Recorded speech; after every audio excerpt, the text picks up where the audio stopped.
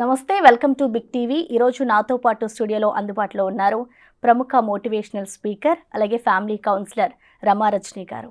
నమస్తే అండి. నమస్తే అమ్మా. రీసెంట్గా మనకి వైజాగ్లో ఒక ఘటన జరిగింది. ఇది వైఫ్కి వయాగ్రా ట్యాబ్లెట్ ఇచ్చి నాతో పాటు సెక్స్ చేయాలి అని చెప్పేసి చాలా హింసించాడు. అమ్మాయి సూసైడ్ కూడా చేసేసుకుంది, అయిపోయింది. మరి ఎందుకు అంటే వాళ్ళిద్దరి మధ్య, వైఫ్ అండ్ హస్బెండ్ మధ్య ఎందుకు ఆ విషయంలో కూడా ఇది ఒక పెద్ద ఇష్యూలా చేస్తున్నారు అనుకోవచ్చు? ఇది కంప్లీట్గా డిఫరెంట్ ఇష్యూ. ఇది సంసారానికి సంబంధించింది కాదు. సంసారం అంటే ఇంట్లో అనేకమైన విషయాలని కలిపితే సంసారం అంటారు.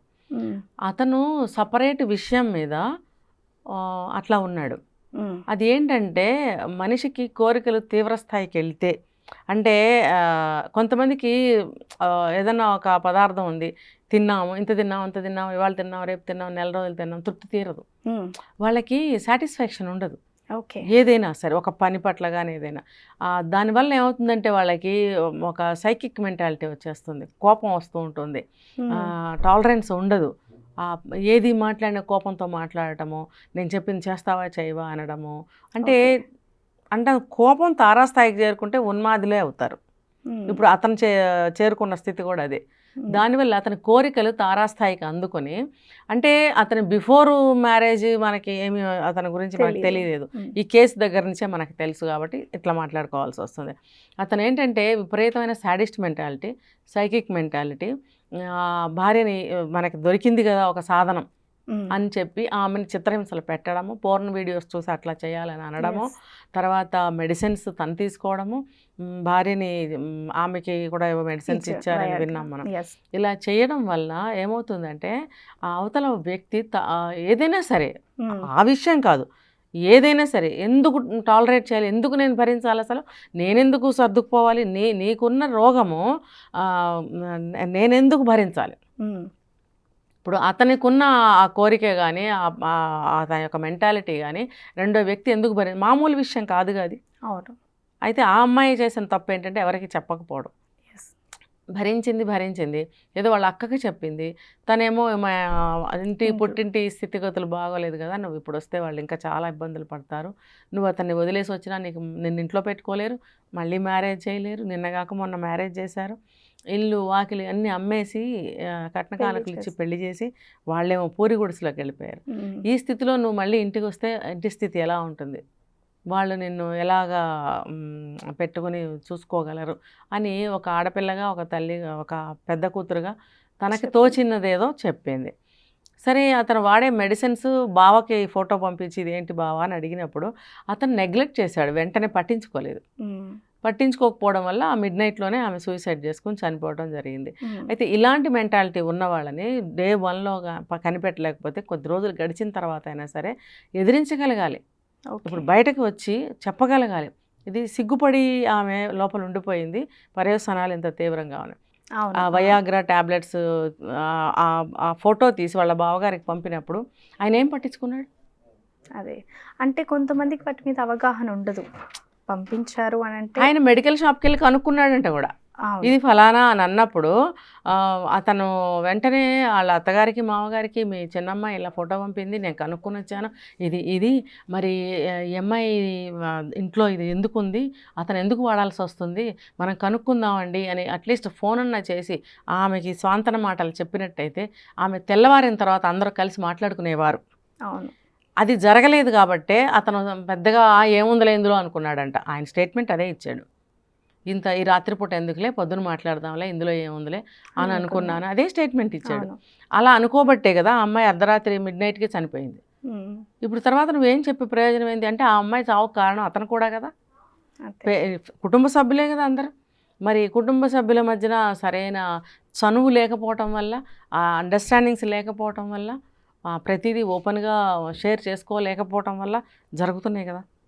కాబట్టి ఆ బాండ్ అనేది ఫ్యామిలీ మధ్యలో ఉండాలి.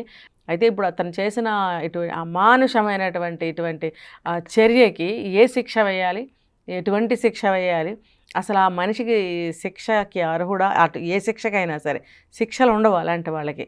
వేరే ఒక అవుట్ స్టాండింగ్ ఏదో ఒకటి చెయ్యాలి వాళ్ళని. ఏంటంటే ఒక సమాజంలో వాళ్ళు ఒక క్రూర మృగాలు లాంటి వాళ్ళు. మనుషుల మధ్యన మృగం వస్తే ఉండగలుగుతామా? ఉండలేము. అప్పుడప్పుడు పులులు, ఎలుగుబంట్లు ఊళ్ళోకి వచ్చినాయి అంటే ఎంత భయభ్రాంతులు అయిపోతారు కదా. అంటే అవి ఎక్కడ ఉండాలి? అడవిలో ఉండాలి. అలాగే ఇలాంటి మృగం లాంటి మనుషులు కూడా జనంలో ఉండకూడదు, ఉంచకూడదు. వీళ్ళని తీసుకెళ్ళి కేసు పెట్టారు కదా అని చెప్పి జైల్లోనే పెట్టడము, వాళ్ళు అక్కడ బాగానే ఉండటం అనేది జరుగుతుంది. చాలా కేసులు చూస్తున్నాం. అట్లా కాకుండా వీళ్ళకి సపరేట్గా శిక్షలు ఉండాలి. ఓకే, వీళ్ళకి ఆ సైకిక్ మెంటాలిటీ దిగిపోయేలాంటి శిక్షలు ఏమన్నా ఉంటే కనిపెట్టి వెయ్యాలి. లేదా అరణ్యంలోకి తోసిపారేయాలి వీళ్ళని, అడవిల్లోకి. తోసిపారేయడం అంటే వదిలేయడం కాదు, 4 దిక్కులకి 2 చేతులు 2 కాళ్ళు కట్టి వేలాడ కడితే అడవిలో అలా వదిలేసి వచ్చేయాలి. అంటే ఇప్పుడు టాపిక్ వచ్చింది కాబట్టి అడుగుతున్నాను. అంటే జనరల్గా ఒకరిని చూసి ఒకరిని చూసి ఒకరు, అవును, ఇలా అంటే అది ఫ్యాషన్ లా తయారైంది అని అనుకోవచ్చు. అంటే వీళ్ళకి ఐడియాలు వస్తాయన్నమాట. ఓకే. రెండోది ఏంటంటే వాళ్ళు చేశారు కదా, ఇప్పుడు పబ్లిక్గానే చెప్తున్నారు, కోర్టులో ఏమీ తీర్మానించటం లేదు, శిక్షలు పెద్దగా ఏం వేయటం లేదు, ఏముంది అనుకుంటున్నారు. సినిమాలు నేర్పుతున్నాయి కదా, నువ్వు ఏమైనా చేసుకో, నాకేం పర్వాలేదు, 10 రోజులలో నేను బయటకు వస్తా, నేను మళ్ళీ పులిలాగా తిరుగుతాను అని డైలాగులు చాలా సినిమాల్లో చూపిస్తున్నారు. ఇప్పుడు మీడియా వల్లే కదా పబ్లిక్ మంచి అయినా చెడైనా జరిగేది. మరి అలాంటప్పుడు సినిమాల్లో కూడా అలాంటి డైలాగులు అలాంటి సీన్లు పెట్టకూడదు. అంతే, ఏదో ఒక శిక్ష వేశారంట అని ఏదో డైలాగ్ రూపంలో చూపించాలి, చెప్పాలి తప్ప మనకి దాన్ని మనం పర్టికులర్గా జూమ్లు చేసి చూపించడము, మళ్ళీ దాని మీద ఆ డైలాగులు రాసి వాటిని అనిపించడము, ఇది కూడా సమాజాన్ని తప్పుదోవ పట్టించడము, సమాజాన్ని చెడపడం అని నేను అంటాను. ఓకే. అంటే మేడం ఇప్పుడు చూసుకుంటే మనం ఇప్పుడున్న జనరేషన్ అసలు ఎలా ఉంది అంటే వీటన్నిటిని చూసి నెక్స్ట్ ఇంకొక జనరేషన్ తయారవ్వాలి అని అంటే అసలు ఏం చూపించి వాళ్ళని మోటివేట్ చేయాలంటారు? ముందు అసలు వాళ్ళు తెలుసుకోవాలి, వాళ్ళు ఎలా మనం బిహేవ్ చేయాలి, రేపు పిల్లలు పుడతారు, పిల్లలకి మనం ఏం నేర్పిస్తాము. ముందు వాళ్ళు సరిగ్గా ఉన్నప్పుడు కదా వాళ్ళ పిల్లల్ని తీర్చిదిద్దుకోవాల్సింది. వాళ్ళు సరిగ్గా ఉండాలంటే వాళ్ళ పేరెంట్స్ నుంచి రావాలి ఇది. ఇప్పుడు ఒక 25 ఏళ్ళు ఉన్నాయి, 30 ఏళ్ళు ఉన్నాయి, ముదిరిపోయారు వాళ్ళు. పేరెంట్స్ చెప్పినా వినే స్థాయి లేదు వాళ్ళకి. కానీ కొంచెం ఇప్పుడు ఒక 20 years పిల్లలు ఉన్నారనుకో, వాళ్ళకి ఎట్లయినా కొంచెం నయాన భయాన చెప్పే ఛాన్సెస్ ఉన్నాయి. అవును, కనీసం వాళ్ళనైనా మనం బాగు చేసుకోవాలి. ఈ మంచి చెడ్డ ఇంట్లో పేరెంట్స్ చెప్తూ ఉండాలి, వాళ్ళకి ఎప్పుడు చెప్తూ ఉండాలి, వినకపోయినా చెప్తూ ఉండాలి. నెక్స్ట్ ఏంటంటే ఎవ్రీ డే ఫ్యామిలీ అందరూ కూడా ఒక టైంకి గ్యాదర్ అవ్వటం అనేది అలవాటుగా చేసుకోవాలి. ఓకే, అది చిన్నప్పటి నుంచి రావాలి. రాలేదు, పోయిన 10-15 సంవత్సరాలు లేట్ అయిపోయింది, ఏం పర్వాలేదు, అప్పుడైనా స్టార్ట్ చేయండి. ఒక రోగం ముదిరిపోయింది, ఇప్పుడైనా మందు వాడదాం మనం అనుకుని మందు వాడితే కదా రోగం తగ్గటానికి తగ్గుముఖం పట్టేది. ఒక్కసారిగా తగ్గదు రోగం, తగ్గుముఖం అయితే పడుతుంది కదా. అది ఆ ఫస్ట్ ఎయిడ్ అనేది చేయాలి. ఏంటి పిల్లలకి మంచి చెడ్డ ఒక పద్ధతి నేర్పుకోవడం. వినట్లేదండి మా పిల్లలు, సంవత్సరం పిల్లాడిని 2 సంవత్సరాల పిల్లాడిని పట్టుకుని నా మాట వినట్లేదండి అంటే ఆ పిల్లల్ని ఎలా పెంచాలో కూడా మనం చేతకాని స్థితిలో ఉన్నాము. మనకే ఓర్పు లేదు, మనకి స్కిల్స్ లేవు, టాలెంట్స్ లేదు, ఏమీ లేవు. లేనప్పుడు పిల్లల్ని పెంచలేరు. పుడతారు కాబట్టి కంటారు. వీళ్ళ పేరెంట్స్ కూడా వీళ్ళకి ఏం గైడ్ చేయట్లేదు. డాక్టర్ ఎలా చెప్తే అలాగా నడుచుకోండి. ఫర్ ఎగ్జాంపుల్ పిల్లలు పుట్టారు, ఏం చేయాలి అంటే న్యూ బోర్న్ బేబీస్ వాళ్ళకి ఎట్లాంటి ట్రీట్మెంటు పెంపకం మనం పెంచాలి, లేకపోతే డెలివరీ అయిన ఉమెన్స్కి ప్రికాషన్స్ ఏంటి, వాళ్ళు ఏం తినాలి, ఎలా ఉండాలి, ఇవన్నీ ఏ డాక్టర్ చెప్పక్కర్లా, తల్లి చెప్తే సరిపోతుంది. తల్లులు ఏమంటున్నారు ఇప్పుడు, డాక్టర్ ఎలా చెప్తే అలా నడుచుకోండి. నాలాంటి వాళ్ళు వీళ్ళు అడిగారు అనుకోండి, మీరున్నారు కదా డాక్టర్ని ఎందుకు అలా అడగమంటున్నారంటే, రోజులు మారిపోయాయి కదా, మనము ఈ కాలాన్ని బట్టి అప్పటివి చెప్పకూడదు అని ఒక లెసన్ చెప్తారనమాట. అదంతా ట్రాష్, అబద్ధం కానే కాదు, అట్లా అవసరం ఉండదు, చక్కగా మనం చెప్పుకోవచ్చు. కానీ అది కూడా వాళ్ళకి చేతకాక కొంత, చెప్పటం కుదరక కొంత, వీళ్ళు మన మాట వినరండి అనే వంకతో కొంత ఏం చెప్పరు. డాక్టర్ ఎలా చెప్తే అలా చేసుకోండి పోండి. ఎందుకంటే కొంచెం నిజం కూడా ఉంది అందులో. పిల్లలు మాట వినకపోతే విసిగిపోయి తల్లిదండ్రులు కూడా వదిలేస్తారు. అవును.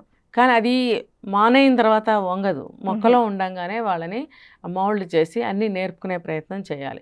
ఇప్పుడు ఈ జనరేషన్లో మనం పడ్డాం కాబట్టి బాధలు, మన పిల్లల్ని సరిగ్గా పెంచుకోవాలనే జ్ఞానం ఇప్పుడైనా రావాలి. అవును. అట్లీస్ట్ ఇప్పుడు పుట్టిన పిల్లలకి మంచి చెడ్డ నేర్పుకోవడము, మంచి అలవాట్లు చేయడము, పిల్లలతో కూర్చొని మనం గ్యాదరింగ్స్ కూర్చొని మాట్లాడుకోవడము, స్కూల్ నుంచి రాగానే ఈవినింగ్ అందరూ కలిసి కాసేపు కూర్చొని ఆ రోజంతా జరిగినవి ఆఫీసులో కానీ స్కూల్లో కానీ అందరం చర్చించుకుంటే చిన్న పిల్లల్ని కూడా మనం అడగచ్చు, నాకు ఈ సమస్య వచ్చింది, ఉట్టిదే వాళ్ళు ఏం చెప్పలేకపోయినా వాళ్ళకి అలవాటు చేయటం కోసం, నాకు ఇలా సమస్య వచ్చింది, ఒక అమ్మాయి నన్ను ఇలా అంది ఆఫీస్లో, నాన్న ఏం చేయొచ్చు అంటే పక్కదారి పట్టకుండా వాళ్ళ బ్రెయిన్ ఫ్యామిలీ వైపు ఉంటుంది.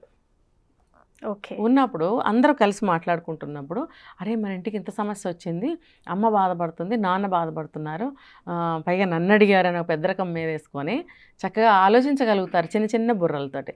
కొంతమంది చిన్న వయసులోనే మంచిగా ఆలోచిస్తారు, చక్కగా ఏదైనా అడిగితే చెప్పగలుగుతారు. అవును, అంటే పెద్ద పెద్ద వ్యవహారాల్లో వాళ్ళు ఇచ్చిన సలహాలు డెసిషన్స్ పనికిరాకపోయినా చిన్న చిన్న విషయాల్లో చక్కగా సూక్ష్మంగా చెప్తారు వాళ్ళు. ఓకే, అది ఎవరైనా టెస్ట్ చేసుకున్నారో లేదో నాకు తెలియదు కానీ చేసుకుని చూడాలి. అవును, అప్పుడు వాళ్ళలో కూడా చాలా టాలెంట్స్ ఉంటాయి, తర్వాత తెలివితేటలు ఉంటాయి. వాళ్ళకేం తెలియదని ఎప్పుడు అనుకోకూడదు, అది అలవాటు చేసేదాన్ని బట్టి కూడా ఉంటుంది. చేస్తూ ఉంటే ప్రతిరోజు అది ఆ అలవాటు టీనేజ్ వచ్చినా ఇంకా పెద్దవాళ్ళైనా ప్రతిరోజు మనం ఇంటికి రాగానే జరిగినవన్నీ షేర్ చేసుకునే అలవాటు వస్తుంది. తర్వాత ఒక బాండ్ అనేది ఏర్పడుతుంది. ఆ తల్లిదండ్రుల పట్ల ప్రేమ, అభిమానం, గౌరవం అన్నీ కూడా నడుస్తూ ఉంటాయి అన్నమాట, అలవాటు అవుతూ ఉంటాయి. అది మళ్ళీ జన్మలో ఆ అలవాట్లు పోవు వాళ్ళకి. చక్కగా ఫ్యామిలీ బాండ్ బాగుంటుంది. ఒక మంచి వాల్యూస్తో పెంచాలి. ఏదో కూర్చున్నాం సొల్లు కబుర్లు ఆడుకున్నాం కాదు, అలా కూర్చున్నప్పుడు వీటితో పాటు మంచి మంచి విషయాలు వాళ్ళకి ఇంట్రడ్యూస్ చేయాలి. ఓకే, అంటే ఇప్పుడు కొంతమంది పేరెంట్స్ ఎలా ఉన్నారంటే, అంటే బయట జనరల్ థింగ్స్, ఇప్పుడున్న జనరేషన్ అలాంటిది, చేయని ఏదో ఒకటి ఉండని అనేలాగా కూడా వదిలేస్తున్నారు. అవును, యా, అలాంటి వాళ్ళకి మీరు ఏం చెప్తారు అసలు? పేరెంట్స్గా పిల్లలకా? పిల్లలకి పేరెంట్స్కి, అంటే ఒకరికి చెప్పినా ఇద్దరికి యూజ్ అవుతుంది, ఇద్దరికి చెప్తే ఇంకా మంచిది. ఇక్కడ పిల్లలకి చెప్పేది ఏమీ లేదమ్మా, పేరెంట్స్కే చెప్పాలి. ఓకే, ఇప్పుడు పిల్లలు ఎంత వయసు వచ్చినా తప్పు చేస్తున్నారు అని అంటే బేసే బాగలేదు అక్కడ. మొక్కలుగా ఉన్నప్పుడే మీరు ఏం చేయలేకపోయారంటే, ఇప్పుడు పెద్ద అయిన తర్వాత పిల్లలు ఆ తప్పు ఎవరిది అంటే నేను పేరెంట్స్దే అంటాను. చిన్నప్పుడు నువ్వు నేర్పించాల్సింది నేర్పించలేదు, ఇప్పుడు ఇంత అయిన తర్వాత ఏం చేయాలని ఏడిస్తే ఏడుపే మిగులుతుంది తప్ప పరిష్కారం ఏముంది? అప్పుడు వంగరి కదా, ఇంకా వంగరు. ఒకవేళ అమ్మ తల్లి మంచిది కాదు, విను నా మాట, ఇప్పటికైనా విను, ఇప్పటికైనా అని క్లాస్ పెడతారు. పెట్టినప్పుడు కూడా ఆ బుద్ధిహీనులకి అర్థం కాదు. ఇప్పటికైనా అని అంటున్నారంటే ఇప్పటి వరకు ఎంత డ్యామేజ్ అయింది అనేది వాళ్ళు గుర్తు చేస్తున్నారు. మనం కూడా ఆ విషయాన్ని మనం ఐడెంటిఫై చెయ్యాలి అనే జ్ఞానం వాళ్ళల్లో ఉండట్లా. ఎక్కడైనా కొంతమంది ఉంటారు, మారేవాళ్ళు చాలా తక్కువ పర్సెంట్ మారుతారు. అంతా మారకపోయినా కొన్ని విషయాల్లో ఉన్న మారితే వాళ్ళ లైఫ్కి మంచిదే కదా. ఎప్పుడైనా సరే ఎవరైతే పేరెంట్స్ మాట వింటారో వాళ్ళ జీవితాలు బాగుంటాయి.